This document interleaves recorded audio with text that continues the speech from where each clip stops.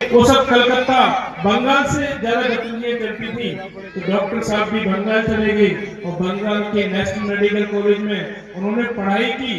पढ़ाई करने के बाद वापस आए। ऐसा बताया जाता है उस समय महाराष्ट्र के अंदर मध्य भारत के 73 में डॉक्टर थे।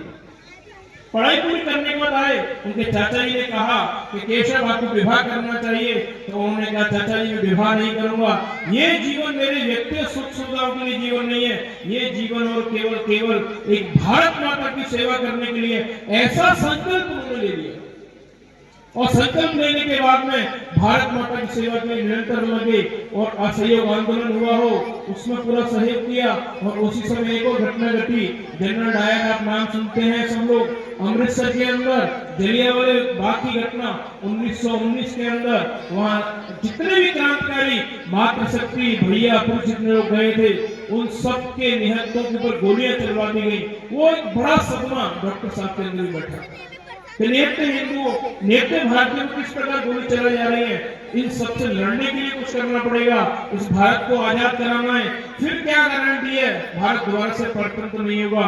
1922 के अंदर वो जेल में गए और जेल में जब व्यक्ति अकेला होता है तो चिंतन करता है। चिंतन करते करते उनके समय ध्यान में आ गया कि हिंदू समाज अपने आप को अकेला समझता है, अगर वो संगठित हो जाएगा तो सारी समस्याओं का समाधान हो जाएगा। ऐसा सोचकर जेल से बाहर आए, लेकिन उस समय हिंदू समाज का संगठन करने की स्थिति बहुत भयानक थी। कहा जाता है कि हिंदू समाज को संगठन करना है तो जिस प्रकार तराजू में मेंढकों को तौलने की स्थिति के बराबर है, अर्थात एक तराजू मेंढक रखे, दूसरे में उसका माप को बांट रखना होता है, वजन करना होता है, दो मेंढक रखे तीसरा पकड़ा तो कूद के निकल जाता है। ये एक ऐसी स्थिति उस समय हिंदू समाज की थी। उस समय कुछ लोग कहते थे हमें हिंदू मत कहिए गधा कहिए। इतना मनोबल हिंदू समाज को पूरा टूट चुका था। उस समय पर काम को खड़ा करना, कोई सहयोग करने वाला नहीं है, लेकिन ये बीड़ा उठाया। हिंदू समाज एक दिशा में कब चलता है, चार हिंदू एक दिशा में कब चलते हैं, जब पांचवा हिंदू के कंधे पे होता है तब सारे हिंदू एक दिशा में चलते हैं। अगर वो नहीं है तो नहीं चलते वो लोग। ऐसा उस समय अपने वेदों में कहा, ऋग्वेद में कहा है संगच्छध्वम संवदध्वम शंभो मनस जानताम देवा वागे यथा पूर्वे सज्जा नाना उपासते। ऋग्वेद में लिखा हुआ है लेकिन हम भूल गए, वही काम डॉक्टर हेडगेवार जी ने किया।